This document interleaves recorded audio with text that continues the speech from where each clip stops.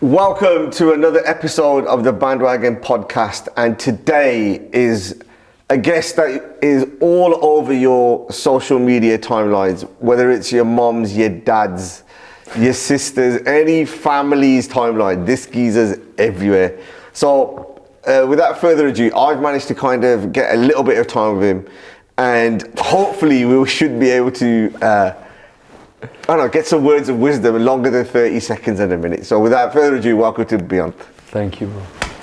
Thank you. Yo, that's a crazy thing to say is you managed to have some time, like I'm busy or something. I think, you know what happens is when you have a look at timelines and you see a person on there, you don't necessarily look at the aspect of the time ratio and reality in it, because they're constantly on there. You're always seeing content coming out, but you might have recorded a batch in one day. Yeah. But then if you're seeing someone every day, you're like, yo, this geezer's everywhere. And my hobby is, and I've spoken to someone about this, they're very out there. My hobby is to make content. My hobby is to make music. My hobby is to, do events. So they're all public facing, and there's something to be said about ego there and like why I want that. But putting that to a side, your hobby might be every week you go play football for 2 hours. If I'm making videos for 2 hours, that's going to be public. If you're playing football, it's private. So then people think that I'm way more busy than I am. I am busy because I'm a lawyer and stuff, but I'm not. I think everyone's busy. And it's just the stuff I do, people see it more. So they're more aware. I'm a lawyer. So they have a preconceived idea. They're busy, they've got kids, they're working, teachers work pretty hard. So I feel like we're all busy is kind of where I feel a bit more comfortable at. Do you feel conscious in terms of the amount of exposure time that you do give? Like, for example, some people might be a little bit more reserved and work on things and then just say I'm going to put it out. I know styles are personal, obviously, yeah. But sometimes if you I'm only talking from my perspective. Yeah. Sometimes I feel like if I put too much out, I'm they don't want to see it. I've already done my bit. But the market now, I'm going to call it a market, is demanding that you're doing everyday content. So is that something that you're already originally comfortable with, or did you have to adapt to it? Adapt to it. I found the whole thing is an adaptation to what I've seen in my content. So I started off doing rap music, which was very sporadic, a rap video every month, a freestyle, and then I dropped a few songs, and then the EP, then a few singles. That's what I've done. And that's, building up, leading up to a single. You had me on, Ramblings had me on, and that was kind of like an album run. Now I'm seeing people every day, I'm doing content every day. It's very different, and I've just adapted to it. I think I'd love to do a documentary. I'd love to be, doing things that are more long form, but for now, the quick content is easier to do with my lifestyle. And then maybe we can build to something longer. Also, just for the camera, I realized I got hardly stains on my fingers here.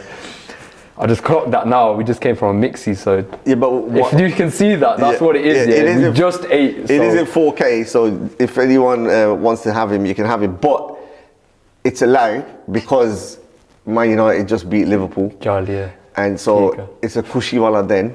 If depending what side you're on. Yeah, so you can do whatever you want. Depending what side. You know what I mean? I think it's well. Politics. I think it's all well deserved and around it.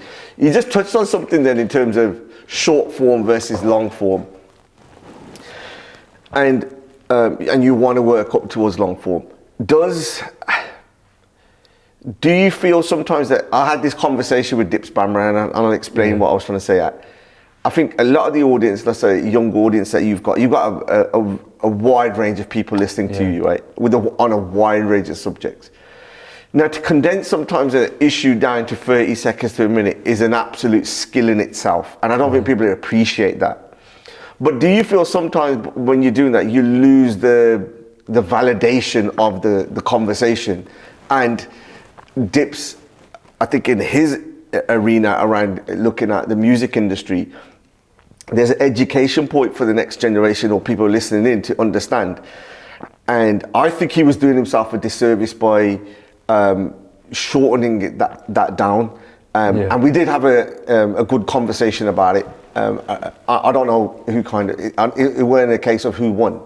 But your perspective on it, your market is asking for that. How do you kind of balance that validity versus I don't want to say it, but like the click side of stuff? Well, when we do interviews, podcasts, so like the Indian Doctor one, that did pretty well. I think we got really good feedback. So there's definitely room for audiences to hear longer form discussions. Your podcast does very well. You bring people on and people want to listen for the whole thing. I know that because I want to listen for the whole thing. So I know that's the thing. It's not about the audiences. I think the audiences, in a way, they probably want me to keep doing short form, but also do the long form. And I think that's where I struggle personally. Because it's like, well, why do you think you struggle? Look how well, I've listened to the Kuljit Bhandwagon, right? And you were talking about, he's mentioned you got 3 cameras here, you got big lights, and you're investing. We're in a space here. You're very kindly putting this on for the community, really. That's how I see it as Seva. Not this episode, maybe, but no. With the greats, like the GOATs, you've made an archive of interviews that is second to none. If I want to do a PhD or a master's or a dissertation on Bhangra music in the UK, I can go through all your podcasts and say, this is what happened here, this is what Geet Singh said this, and I'll reference your podcast probably 100 times if I were to do that, right? If I were to do that, I did law, we didn't get to do wicked dissertations like that, but that's what you're doing as Seva, right? So, in my opinion. So when I do my videos, I can't do this at the moment. And that's why I'm looking for teamwork, for collaborations where we can have a higher setup, a more premium setup, and I don't have to sit there editing it. Because as you probably know, that's a time drainer. Whereas I did a video yesterday on that individual was talking about like East London and Asians taking over and whatnot. Took me 5 minutes. It's done really well. I've connected with audiences. I've said something that I think our community needs to hear, other communities need to hear, and it's gone and it's done. 5 minutes, and the comments are going and they're doing what they want to do. I've moved on. I'm thinking about this interview, podcast really, because they know I'm trying to hear me about my life, and then we move on about something else. We keep moving. So I think there's room for both, and I'm trying to do more of this conversations. I think it's. I think the way that you articulate conversations and put your points across is very unique. I think Ramblings has his style, and the way that you two do your short form stuff is brilliant. I enjoy it. And then I look on it and going, I see it in a different lens. Yeah. I see the hours and the effort in terms of editing of how they've done this and from that side of it. Yeah. So I'm always skewed because I always listen to the message, then I'm like going, these guys are killing it, man. This is hard work. It's not easy. And sometimes when you're doing stuff on the go and you see a little bit of a catch or you see a story, like I've very rarely done that. It's only been stuff that's really caught with me, and I have no issue when you've done something, I co-collab with it. I don't, because appreciate that because it's the message that goes on there. Yeah. But when we first did the online one, and I had and we had a brief conversation, I thought this guy, and I don't know how much you want to share because we've had a lot of private conversations. Yeah. I see you the face of exactly what you want it to be, the long form, the deeper conversations around it, because there should be another 20 of you. Yeah. And I don't see that within it but you're leading the charge, and through the education by doing some of these things, I think it does really help out. But you've also got that awkward balance of social media, you're interested in music, so many different genres. How do you then balance and knowing what subject it is that you want to cover? There's a guy called, and I appreciate what you said there to me. I appreciate what you said, it means a lot. There's a guy called Jamal Burkmar. I started following him, he probably had 10k followers, he's a mixed race guy. And he does literally, he will do a video on feminism, he'll do a video on, lots of videos on film and arts and music, videos on his dating life, what he's been through.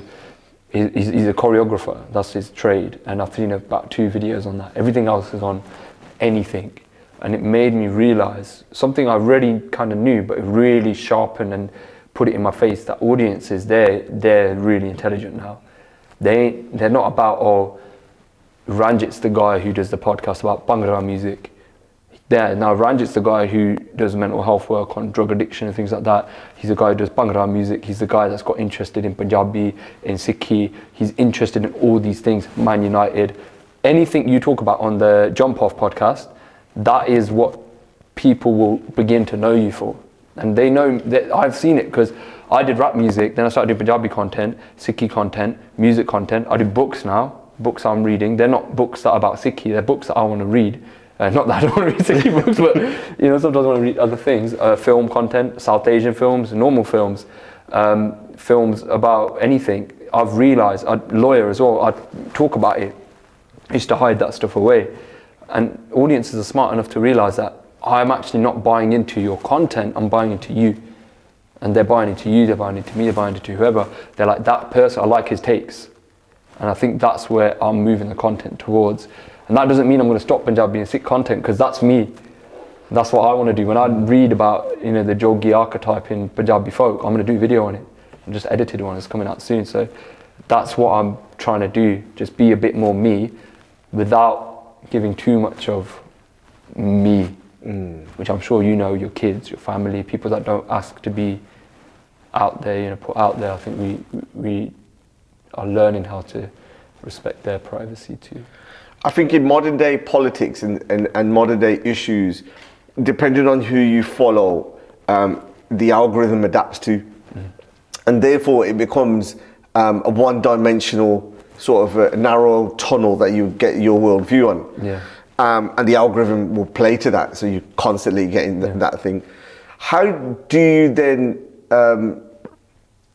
fight that your audience and you especially becomes an echo chamber, that you're able to see a different side of the argument that's in there? Because I thought it was clever sometimes when you put out your content, you'll say your bit and then you open it with a poll at the end, because then it opens the engagement, and I see the science behind that. I get it, I understand it, but sometimes I want to hear what your point is around it, and I don't get the end part of it. Okay.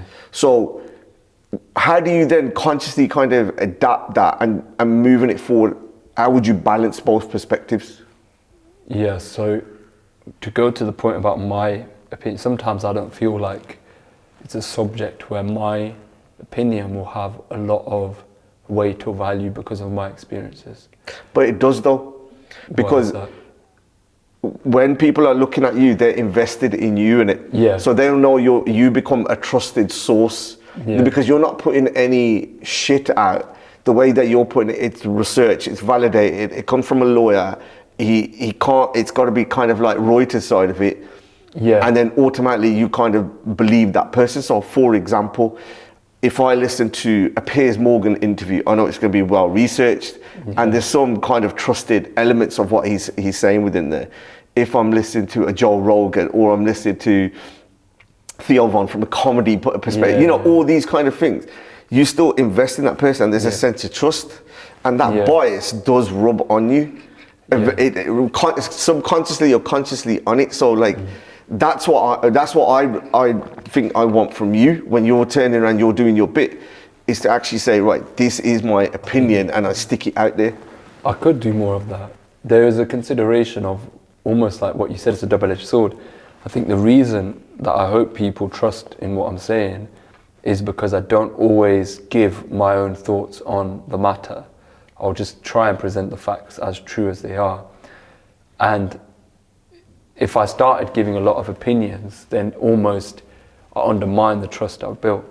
But at the same time, there's points where I do give my opinion, where I think it's very important to give my opinion. Things on, it's close to my heart, like Punjab floods or anything really happening. What we're seeing a lot today in the political sphere, I like to put forward a perspective, but again, I never want to beat someone over the head. What me and you might talk about, what me and my friends might talk about, so-and-so said this, are you mad? Like, how is he going on like that?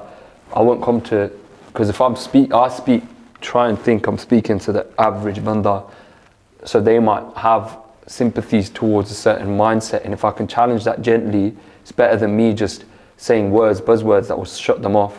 Do you know what I mean? So I feel like that's where I'm at with that.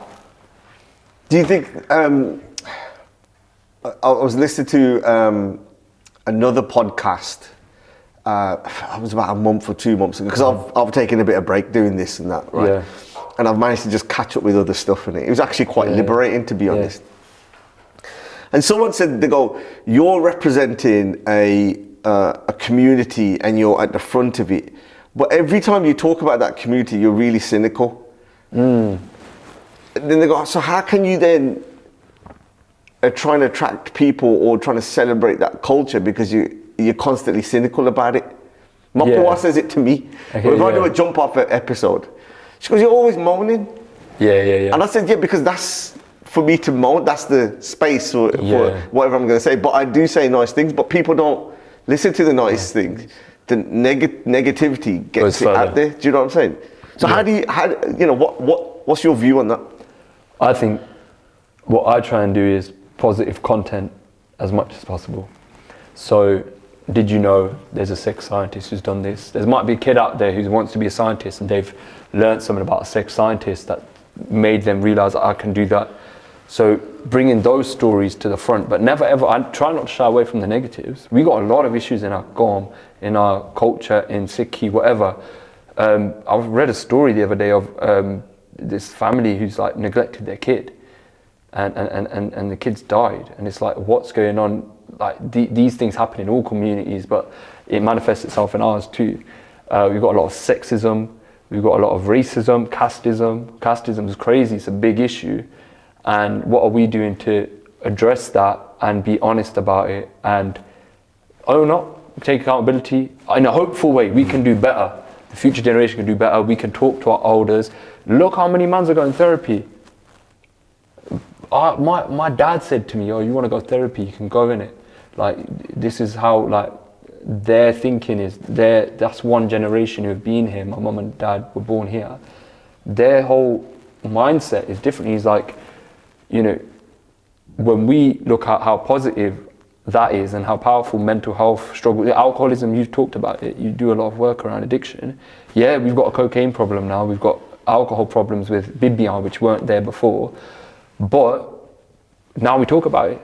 Now we say, you know, that guy's trying to quit, let's try and help him rather than nahod bila or just keep it under the carpet. So we're doing well as a community, we're growing, we're contributing, and I think we should be positive and acknowledge and take accountability for things that aren't going well and things we can improve. Do you think, you talked about talking therapies there, really, and I think as a community we were kind of used to it, and I'm really glad you've mentioned that because it is true. People are talking about the stigmas, they're talking about some of the uncomfortable conversations around it. Do you think in terms of like there's still kind of a gap in terms of those social influences and some of those broken homes where influences or media start becoming the parents within it? Do you think you'd be more conscious of your content that you put out because of that side of it? Because like it's a hard responsibility to have in it as your audience is going to grow. It's going to get massive. And at some stage, you know, politically, whether your bias always comes out. I've mentioned that again, you know, twice. So essentially, two questions really. Are you conscious in terms of the content that you put out around it? And if you do get it wrong, is there space in your head for forgiveness for yourself? So first question, everything's public. My mum's going to see it, my dad's going to see it. My employer may see it. Those three things are super important. So my mum and dad are going to see it. So don't try not to swear and stuff. Don't say things that are brash. Say things that would, if they saw it, they'd be disappointed in how they say we didn't raise you like that. And then my employer's going to see it, meaning, you know, don't mess up the money because we're doing all right. So let's not mess that up. Do I forgive myself? Yeah, please forgive me for my mistakes. It's from me as well, you know, I make mistakes. I try to make it accurate, but in, like we said, short form content, I'm going like this, I'm running, I'm going fast form, I come home from work, I'm wearing the suit, we're doing the video. So if I make a mistake, I just come back from work, man, like, give me a break, so I'll correct it and we'll move forward. I said Dr. Zeus from Coventry.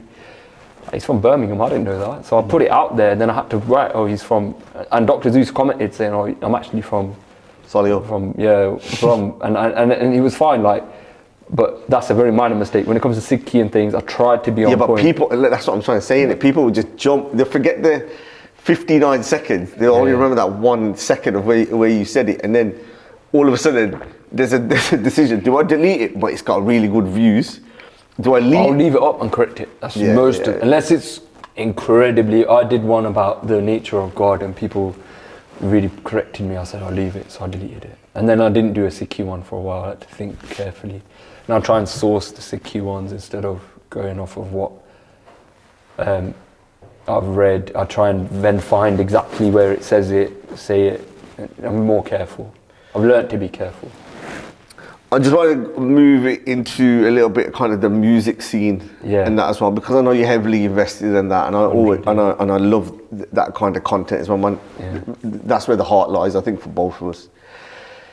What's your opinion of the scene now? Wicked. They're doing really well. We've got... Who's they? Karan, Diljit, why has my brain gone blank? Arjun, the Sandhus, all of them, Navan Sandhu, Tiggy Pannu, Sukha, Shub, they're doing really well. Now, Karan's made a whole new genre. Great move. Do you think so? Great move. Like, he's made Punjabi pop, yeah? I could count. First reason, we both agree what Karan's new albums and stuff are. They're not Bhangra music. They're not what What's the difference between what he did and Johnny Z? Yeah, exactly. It's so like he's not created it. But he's named it. He hasn't created it. I agree. He hasn't created 6, 7. No, he's named it. He's named it. So he's named it. It's really. I'll go on wise. So now he's named it. Second point. He's named it. Now the mainstream and people with actual money to invest and infrastructure, they now know what's Karan Aujla. He's not that Indian superstar. He's not Bollywood. He's P-pop. Let's go P-pop, right? Yeah. So he's named it because of K-pop. Social media, K-pop, whatever it is, yeah? No, he's named it because of K-pop. So Yeah. That's where it's come from, yeah. But that's because there's social media to do it, innit? Yeah. Back in the day, there wasn't that to do it. But that genre already technically existed. Mm-hmm. It wasn't just as popular as it is. But because he's like, that's it, there's a stamp, bang on. Yeah. So is it technically just rebranding music? Yeah, rebranding. They're not necessarily creating it. Maybe, yeah. I'm not as invested in whether he created it or branded it. The fact that this P-pop term he's made is massively important, because, like I say, when I try and explain to someone what is Karan Aujla, what is he doing, what's Diljit doing, and I say, well, it's not really Bhangra, talking about it, it's not Bollywood, it's like pop, Punjabi, and they don't know. Now we call it P-pop, they'll be like, what's P-pop? Google it, okay, this is a whole album, that's this sound, and it encompasses a bit of hip-hop, a bit of pop, a bit of, just conventional pop music, right?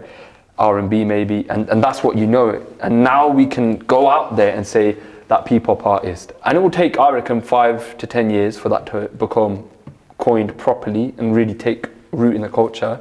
And it might take Billboard to put a P-pop category. It might take the, Brit Awards, whatever it is, to start.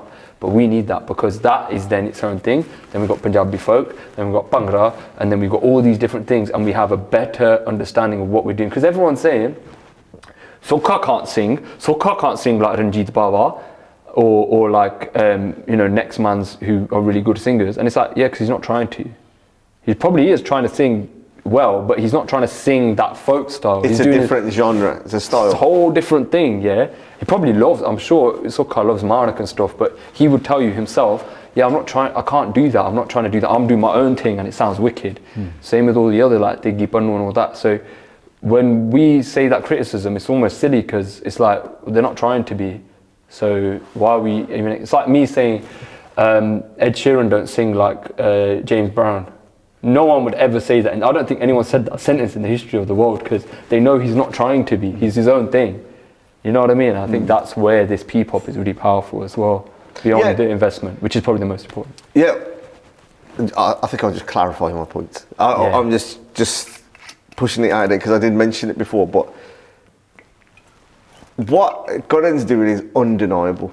Absolutely. And the way that he's moved it on from it, I think from me, I always kind of, when you're looking forward, it's nice to kind of look back, and some of those guys who kind of laid the foundations are not earning the Karan and the money and all of this stuff, and I think it's a very fragile ecosystem. Okay. And what I mean by that is, it's a fragile ecosystem in the UK because it's There's not many new emerging that are coming out. There is, but their journey from being emerging to established is getting wider and wider. Yes. Because now, if you release a song, 2 songs, and it ain't popped off, it's hard to come back up again. It's really difficult to get into it. You're going to need absolutely shed loads of money that's in there in investment. You talk about external factors rather than necessarily talent. Now you need a whole package. Yeah. So what's Karan done from when you look at his old stuff and to where he is now is unbelievable. What you see Diljit and how he's kind of rebranded and stuff is unbelievable.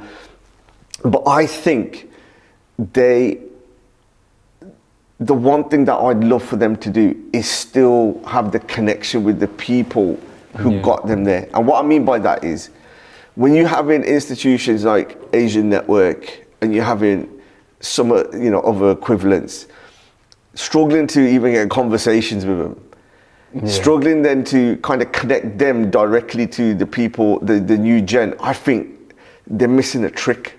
They're absolutely missing a trick. Yeah. I'm not saying that they come down here and go to Raj FM, in West Brom.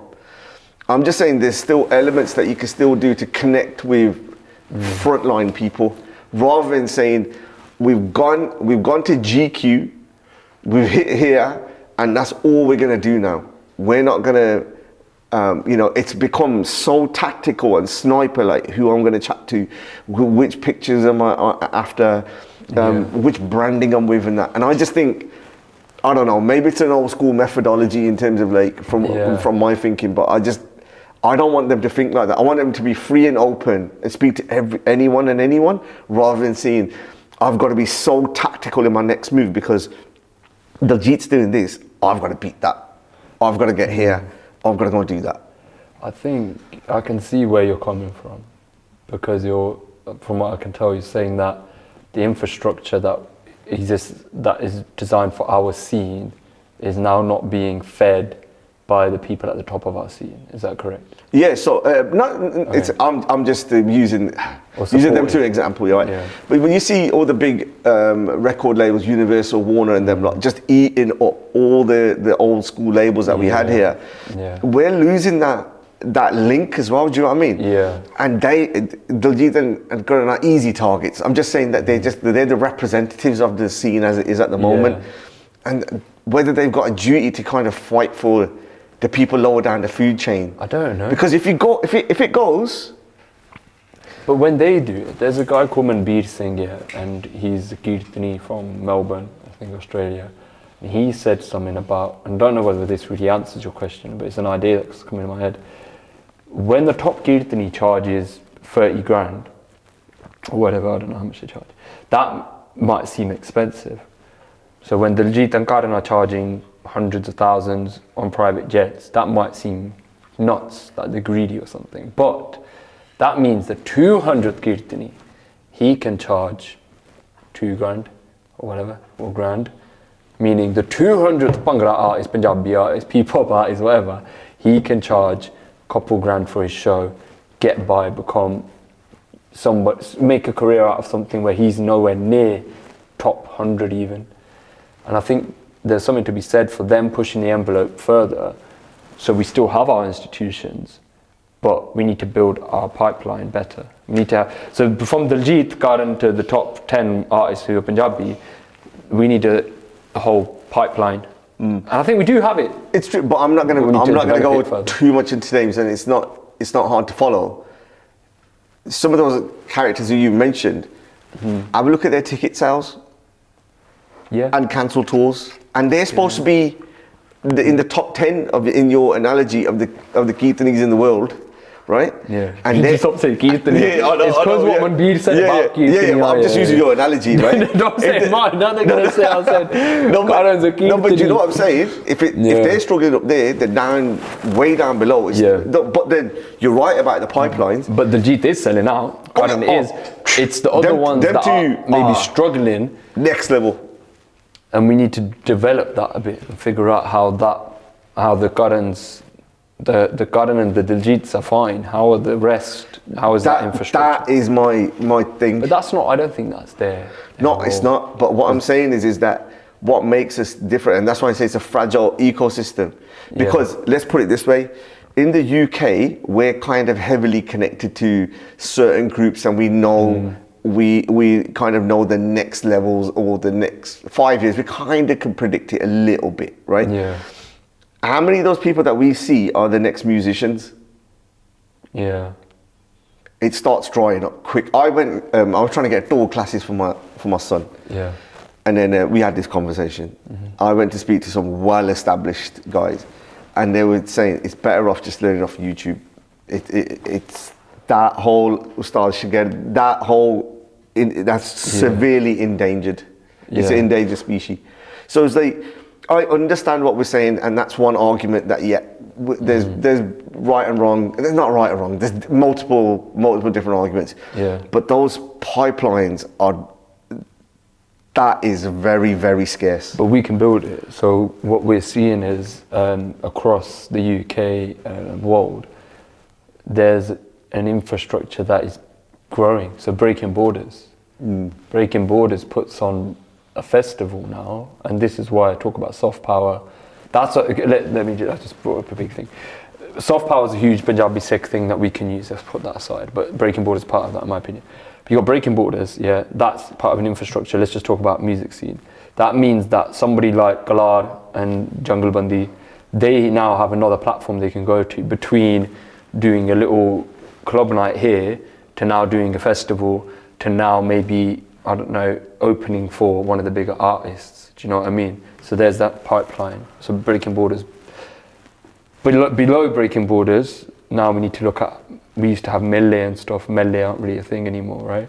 But we can do, like, I'm doing Lishkara. I know it's smaller scale, but we do more of that, and then we grow from there. That's how I see it. So the more Breaking Borders, the more Merji Fests, the more things we have from Europe and abroad, the more infrastructure we can build. So it is growing, and I think it will take a bit of time, but there's money to be made. You know, I used to have the uni circuit, you know, like Desi Beats and stuff. That still exists. So people still want to go to Bhangra night. So if you're like, you know, one of those kind of artists, you start off there. Like Justin Andra can go there. I think Raf Sapira started doing Desi Beats and stuff. Then he moved on, and that kind of is a pipeline, is an infrastructure you've got. We just need to keep building it and keep attending, keep making these things happen. Separately to all of that whole conversation is all of that is soft power, and we don't talk about that bit enough, which is way more interesting and a bit probably controversial, but it is soft power. Like having P-pop is soft power, is useful politically for us as a nation, but I don't think people want to talk about that. Why not? I think they find it really uncomfortable that Diljit and Karan and all these people are putting Punjab on the map, and that the fact that things like the farmers' protest had a lot of support from musicians means that they're a lot more powerful than what I think the average person would want to admit. The average Sikh as well. I don't think they want to talk about that. I don't think. So soft power comes in one aspect then, is that regardless of what the topic is, that you become undeniable. I don't know. What I'd say, like example of Britain's soft power is BBC, in my opinion. BBC is massively trusted, regardless of what reform or the left want to say, massively trusted across the world. If you look at any poll, UCL, they've done a poll, they say BBC is really trusted. It's one of Britain's biggest bits of soft power. Things like Doctor Who, massive soft power. America's soft power is incredible. It's amazing. They're culturally, you know, almost ubiquitous around the world. Punjab, if we manage to do that, we can then utilize that and use those levers and pull on them. People already know who you are and what you do and what you're about. And Garden then talks about Punjab. Look at it, Punjab floods happens. Look at how much our soft power of musicians has contributed. We've got on Sunday it's a smaller scale than Karan and Diljit, but we've got the GSNs doing the show. That's soft power. We're mobilizing everyone, you know, 300 people, whatever it is. Let's raise money, how many thousands of pounds. Let's talk about it. What me and you do is a very lower level of soft power as well. It's like influence and directing things. And if we all kind of do that and individually do it and then work together and pool our power and resources, you're laughing. And that's what Breaking Borders helps. It's growing the scene. It's allowing for more people to have a platform and do things. How do you then combat then if people kind of misinterpret your ideas? Because like it can be difficult. Yeah. It's, you know, from people having a different perspective of you from this conversation. Yeah. How do you then like combat it when people have said, nah, actually, I think this is what he means from this part? Because I know the discussion can, you know, reputations can take ages to kind of develop and can get destroyed. You know, it can get cancelled for something you haven't even done. You know what I mean? It's a very risky business because this is your soft power and your currency within it. But if it's not interpreted in the correct way, I lose it. That's why we work really hard at our jobs. So nothing. I say that being a bit cheeky, but I genuinely mean it. I mean it like, if this doesn't go anywhere beyond today, if I just want to stop, because I might want to stop, I'm happy. I'm done. I'm all right. Like this doesn't make me loads of money. It's not anything like that. So that's a comforting thing, gives me a bit of freedom. Separate to that, I try and be careful. The only thing I can do is be careful and be genuine. Again, so when I make a mistake, I put my hands up and say, yeah, I got that wrong. Dr. Zeus is actually from Birmingham. Or if I say something and I've been misinterpreted because I probably haven't said it properly, then I say, look, this is what I think. You know, this is what I meant. I didn't mean it like that. I meant it like this. So that, like, a lot of the things I've said about caste in the past have either been misinterpreted, Janaki, or because I didn't say them properly. So then I've gone further and tried to clarify my points, either in the comments or in a separate post. And through that, I think you build a trust with the audience and you try and deliver what you want authentically. I'm never here for the rage bait or the clickbait. Because we could do that, right? I'm a saying, right? I could say some outrageous things and get a lot of views. We see that around, like we see that quite often actually. How do you stay? What's your opinion of the? Obviously, you don't have to mention it's your position, whatever you want to say. But when you see stuff like out there, are you so tempted to call it out, or do you just say? Sometimes I think like a lot of the discourse around this breaking borders and a lot of it against like women and stuff. And just the whole thing, I've mentioned them quite a lot, give them free promo. But I felt I should say something. The rape, I know it's very different of the Banji and Oldbury. I know it's not really, but there's certain issues where I'm like, I need to say something. Somebody needs to say something. This needs a perspective from somebody who is a bit more, I don't know, you could call me moderate, you could call me whatever. We need to say something because that's not right. But most of the time I see some silliness, so I'll just leave it because it's all part of the soft power. Colour. Yeah, you could soft power, it's all part of the colour of the world, you know, you can say your opinions. I'll only challenge it if I really think nobody's challenging this. What's going on? And I'm seeing some of that with this racism, flags, things like that. Discourse. I think for that I thought, let me do a video on my perspective, me feeling like I'm an English person, culturally, not ethnically. Let me say, because I didn't see anyone looking like me saying anything about it that I agreed with. So I thought, let me put my perspective. Because there's way better people like basics. Go to basics if you want to know about Sikhi or Nanak Naam. I love Nanak Naam a lot. So like, go to them. But when it comes to certain things, I think this is where we need to raise. And then I'll tag all you lot and we can all do a coordinate. And sometimes, like, you might message me, you haven't done it actually, but some accounts be like, I don't really agree with you here, so I ain't gonna accept. And I'm like, safe, that's good. You do your own video and then more voices, the better. Yeah, it's quite Actually, let me start with this question. What was your motivation then to kind of go down this road? I know you said you loved editing videos and you loved like making it, but there's still got to be a bit of a motivation of why you want to go down there, that you voluntarily want to put your face out there, knowing that there's a risk that you could get cancelled and have your opinion absolutely butchered. Yeah, I think probably firstly it's probably a bit of ego. We kind of like the spotlight a bit, kind of like the followers, the likes, probably more than I'd like to admit, if I'm being honest. It's a weird world we live in, and as much as I like to say what I do, I feel like is important. A huge part of it is probably that validation you get from your own community as well. Feels good. Like people like you, like you're my older, saying, Beant, you're doing good. You know, musicians that I've looked up to from as a kid, God sakes, saying to me that I've grown up with, Beant, you're doing good work. That means a lot.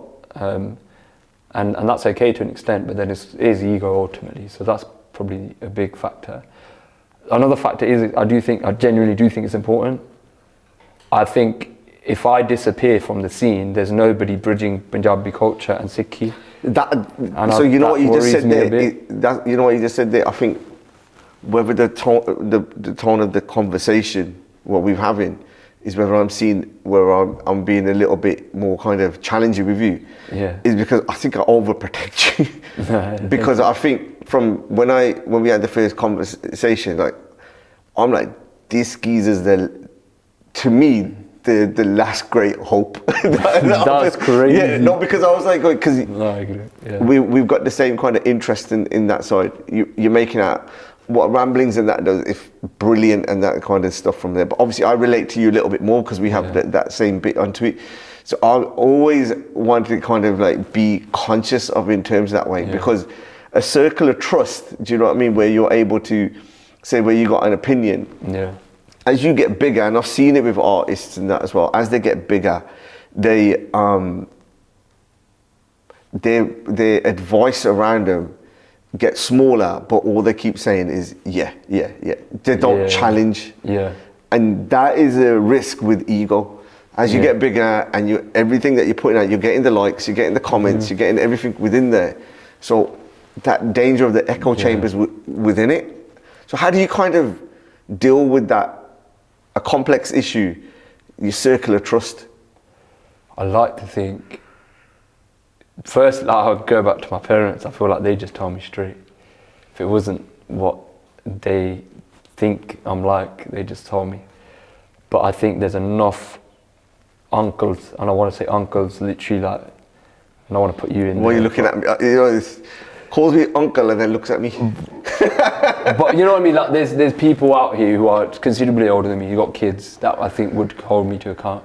There's one in particular I'm thinking about who just told me straight up, I don't think I'll survive. And he would tell me straight up. So I think checks and balances are there. Me personally, I try and do it myself. But I'm so aware of my own echo chamber biases. I think I just know like this whole social media game is not real. Do you know what I mean? Like, it's a version of me. It's not the version. There's a version of me here, and then an identity, and I'm building this identity, and that is, I'm quite aware that is almost like a rod for my own back in terms of Sikhi lens. Like, you're just building an identity, and then eventually our goal is to get rid of all identities. So what am I doing? I think about that, and it messes my head up. It messes my. I'm like, so then I spoke to this guy. I think you probably know him. I don't want to say his name on camera. And just edit it out. And he told me, he goes, Beant, what you're doing is rapper, content creator, lawyer, this, that. And he goes, Maharaj is telling you, get rid of all that. There's just egg. And he's looked at me, and then after he's gone, but you should work with the organisation that wants to work with you, because you can go and do Sikhi, so do it. And I looked at him.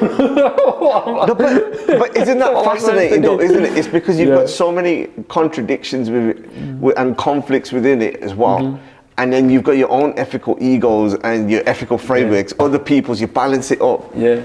And then you always, when you want to deal with people, you're always trying to be positive and put their best light in there. Yeah. It's like, it's such a oxymoron, isn't it? It's a whole paradox. Like the whole idea of doing Seva, right? You're doing Seva, we all feel good when we're doing Seva, like, I'm a good person. That's mad, isn't it? That's not what we're doing it for, but we do, because like, trying to help somebody, you feel good about it. Like, and stick it on Insta. You don't even have to do that. But it's not a conscious thing. Like, I always find it weird when people put up pictures that they've gone to the Gurdwara. I'm like, go to the Gurdwara. That don't make sense. Or they're in the Darbar and they've taken a picture and they put it on. I'm like, isn't that? But it's the culture. But that's what I'm saying. We go to it's the culture versus that side of it. But like, you give money to a homeless person, you feel good in yourself, in your heart. Like, I've done something today. I'm a good person. But like, that's That's a good thing you've done. What's the other? What's the other kind of things that pissed you off lately? Oh, lately. About the scene and stuff. Yeah. You say something because I feel like I'm blank. I've drawn a blank. I think. You want me to say something? Yeah. I'm not in a good place, man, at the moment. Why? Talk to me about that. Talk to me. Yeah. I think I sort of gone away from a little bit of what I was doing at the beginning, where I had the kind of the passion for it and stuff. I still got it, and that's why we're here today. Yeah. But you know, my ego was I was so vehement to say that it was still in the early stages that we didn't want to make it, didn't want to create a podcast scene, or an influencer scene that mirrored the music scene, the industry, the politics in there. Yeah. And I've fallen victim to that. Do you want to go more into that? Because I think the politics within it has started to play out. Yeah. I've seen like other people kind of use my name to help out like their positions where I haven't done any, like, not to say that I've got anything what I've done, but I've helped everyone who's asked for help. Yeah. And I just saw it, and I just saw the like things happening, and I thought, I don't like it. I really didn't like it. And so naturally, it really grates me for a while, and I'm not sure whether I'm able to kind of get out of it. Yeah. Because there is that. There's you have competitiveness, you have all this, right? Yeah. You do all that, you've got your own pride, your ego, everything, and you stand on your own arguments. It's okay to change your mind to say, I've got it wrong. Yeah. But then you've got this bit like guilty of association, like, oh, because you've interviewed this guy, I'm not going to interview you, I ain't going to go on yours. And you're like, are you fucking stupid? It's just like, this is for you. And then you've gone, and then they've acted like a superstar when no one's booked you in 10 years. And then there's other just situations that you come out of it and you're like, I'm trying to help you. Maybe I haven't explained myself correctly, but even if I have and it's still not for you, I don't get it. Yeah. And you know what you talked about, soft power, and why I think the Karan and Diljit thing is more personal with me, is because if they do that, it spreads the culture all the way down to say, like, this is the thing, which makes us the unique, the Punjabiness of us, and it is about empowerment. It's about that as well. You know, the community that we're championing. Yeah, it happens, and I think I'm in that space where I'm like, I just feel doors are closing for a lot of people. For interviews. Not just the interviews, because like at the end of the day, if somebody wants to give an interview, that's up to them, right? But when you start seeing patterns constantly all the time, and it's just like, and then, you know, you can have other podcasts with different styles and things, and you're like going, we're all getting tarnished with the same thing here. Like, just be careful the way how you do things, because you'll hear, oh, I don't trust the media. I go, mate, you got 10 followers. Like, who's gonna? Yeah. What are you talking about? Yeah. You know what I mean? So, I don't know whether I'm turned extremely cynical. This has turned into therapy. Yeah, it's good. I think being cynical is a shame. I think, but what you've been through is not what I have to go through. Because your podcast relies on another individual, and it's not in your hands. Apart from the jump off. Yeah, but that's what the jump off was where, you know, I always find it frustrating. I don't really class this as that same, because we have a different relationship, but there was a particular presenter that I used to see on TV, and he used to interview someone, and then within 2 minutes it was about himself. Yeah. And I said, wait, like, I'm coming to listen to the other person, not you. Yeah. You know what I mean? So just shut up. Yeah. Ask the question, shut up. Yeah. So the skill is to ask a question, be quiet, listen to him, and that's it. The jump off was it was for me where I could just put my opinions. Yeah. So I do have that space to do it. And then you have that side of it. So I'm not just saying it when I've got somebody from, coming into that. It's just that cheap, here we are. You know what I see? Cheap content. Yeah. I see you got someone wicked there with you. Yeah. Have a good conversation. I don't want you to fucking, tell me what's your favorite food. Yeah. You know what I mean? Respect the guest. That's what I'm doing, because you've got them. It's a golden time. You've got a following. You've got influence. Use it. Yeah. Do something with it. You know what I mean? We could crash it from this podcast. We could crash and burn. We have no idea. But you're gonna have that opportunity to try to educate someone or speak with someone. Yeah. Go for it. Don't just do cheap content. Yeah, I'd agree. I think. Yeah. I agree with you. I think it's a shame with the politics and stuff, and I've experienced a lot of weird stuff. I try and just brush it off. Yeah, but what I'm saying is, where you've experienced that. Yeah. I'm more vocal about that bit. Yeah, because I just try and keep it moving. I don't know. That's how I kind of am. If I come across someone that does something weird, I'll just make a note and just keep it bouncing. A lot of the time, someone said to me, it's not a reflection on you, it's a reflection on them. And sometimes people do things they don't even know they're doing something disrespectful or rude. And you can really tell, because I meet them, they've done something crazy and they don't even notice that what they did was mad. And I'm just like, tea, coffee, and if they don't know, why am I holding on to it? Because I'm just getting, exasperated. So is that your secret? Then you're able to let things go. Not my secret. I really try to. I've never been one to hold a grudge. Can't hold a grudge. I do sometimes. Cannot hold. To a fault. I just do not hold a grudge. If you know what it is, I hold a grudge. If I see him, and I'm like, say for him, I'm like, okay, it's gone. But I still have it in the background. Yeah. But sometimes you forget what it's about. But then you see him again and they do something and he's just like, yo. I try and learn from it and make a note of it, but I try not to hold a grudge. My mum always says, don't hold a grudge. You just let it go. I think who's hurting more right now? I don't know what situations you're talking about. Who's hurting more?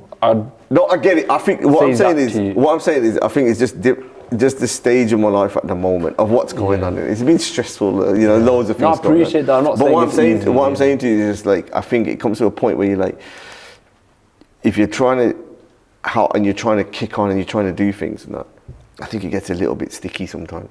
It does get sticky. And it may be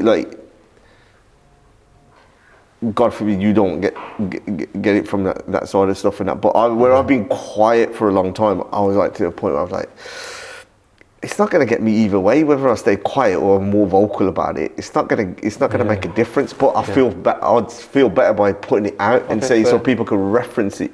Say, yeah, I understand what was going on at that part. Fair. One thing I would always say, audiences never know. Audiences don't. Look at the comments. They don't know who gets on, who doesn't get on. No, I'm okay. It's just what I've seen and what I experienced. I thought, man, you should be out there helping somebody. You should phone up a guy and say, you done well. You should give. It's harder to give compliments than it is actually. You look at your content that people put out. It's strangers who do more for you and your content and your branding than even your close circle. Yeah, I just thought of something. Sorry to cut you off. I have a different experience for one reason, I reckon. I'm a lot younger. A lot of people. It's killing me off again. It's killing me off. It's killing me off again. I didn't mean it like that. He just looks at a lot of people treat me and they infantilize me. They patronize me, and I don't mind it. I'll let them do their thing because I know who I am. I know what I've done. It's fine, and I'll let them do that because for them I'm less of a threat because I'm just a little kid. I'm not a little kid. It's fine. Just let them do it. Whereas for you, you're probably more of a threat because you're more established, you know more people, you're a banda, like, not that I'm not a banda, because I was about to look at the camera, so I'll smack the shit out of it. I won't. But I'm looked at a certain way, as like, that's the kid from TikTok, he's doing good work, he's all right. Whereas they're not looking at me in the same, and I don't do podcasts, I don't do things that I've done one interview in my life, you know. Sick interview, by the way, check it out. Oh yeah. It's a good interview. It's a good one. It's a good one. But like, that's not going to get me in trouble. I don't talk to artists very much. They don't really reach out to too much. All right, I'm going to bring it to a close. I know, like, logistically, it's late, and I want you to go home Let's safely. check the time. Yeah. I think we could have gone longer. I don't know. What is it? 8:30? Yeah. Let me check. I'm gonna grab a munch as well. So. Oh, is it? All right. Like, I wanted to go longer. Let the record show. Yeah. No. There will be part twos, man. Don't worry about it. Part threes, really. Oh yeah, technically part three, but about a couple of other things that I'll speak to you about. Yeah. So, you know, what does the sort of next 6 to 12 months look like for you? Oh, I don't even know. Can't tell you. I've got big ideas. I've got a whole little plan I'll tell you about off camera. I'd try and do more content. Connect. Okay, what I'm trying to do now is do quicker content because I've got less time because I'm working. I work pretty hard at work, so I'm trying to do quicker content, get it out there, and do it on a varying number of topics. So, literally, like I mentioned, like books, films, things that I thought of, just ideas in my head. Just talk to the audience how I would talk to you, how I would talk to my friends. Try and do another Lishkara, bigger and better. Potentially a charity event. Because with the Punjab floods, it's an ongoing thing, and I've seen, like I mentioned, the Sunday we got the show for your Seva, GSN's doing. I think we could do another one, get it bigger, keep doing it every maybe few, like 6 months, every year. We could build that infrastructure for Punjab, and then I'm hoping let's do more interviews. I want to interview some of the goats. I've already interviewed one goat. So let's try and do like a Hair, Dr. Zeus, things like that. That'd be amazing. Mani Sandhu. I'm putting that out there. I ain't chatted to none of them. I'm putting it out there. That'd be amazing. And more collaborations like we're doing. Ramblings. There's another lad, Jas K. I don't know if you've seen him. We talk like build this community of creators, I guess we could call ourselves. A bit of a cringe word. Yeah, no, it's true, man. And I think that ecosystem is one of the original bits that happened. So like Satman, for example, big up to him. He was one of the first ones. You know, I spoke to him and tried to lift and like work with each other, but I was just all the cheap stuff and that, just like get rid of that's not. I think that just grates me on there. But it is a bandwagon. Is there a bandwagon that you want to jump on, jump off, or is there anything that you want to get off your chest? This is your space to do so. I always have. I knew this was coming, and I've gone blank. Bang, where I want to jump off is trains in the UK are terrible. Like sort it out. That's a Banty thing to be annoyed about because I don't drive. Shouldn't say that online, and man's gonna rinse me. But yeah, just trains need to sort themselves out. TfL, they need to sort themselves out as well. Transport for London. Are you mad? £7 a day I spend to get to work. Crazy. That's just adding up. Someone wants to sponsor me. Yeah. He's looking for sponsors, chauffeurs, any free whoever. Transport. You know where I live, you don't know where I live. That's another thing. Man's getting too much my information. I've got a lot of bandwagons apparently. People. My personal life. I got one. I'll tell you off. I'll tell you now. Just to edit it out. Yeah. So the bandwagon I said was TfL. That's nice. Sadiq Khan needs to pay me to get to work. That's it really. And I guess the bandwagon get rid of the politics and just start making good music and good content. Beant, I just want to say, you know, like from day one, what you're doing is unbelievable. Thank you. Very proud of you. And you know, always want to be there in terms of like, you know, just checking things out, push you, because I think that's the next bit. And you know, if you haven't subscribed to him or follow him, please do so. The soft power is about programs like this, but more essentially people like him. So big up and respect. Big up you, man. No, genuinely. No, you've done a lot, man, in this episode. I really appreciate it, man. Let's do it again. I like this. Respect. With love. All the best. Safe. Wicked. That was good, man. Now you're sick. I'd always say it to you. You got a whole archive of.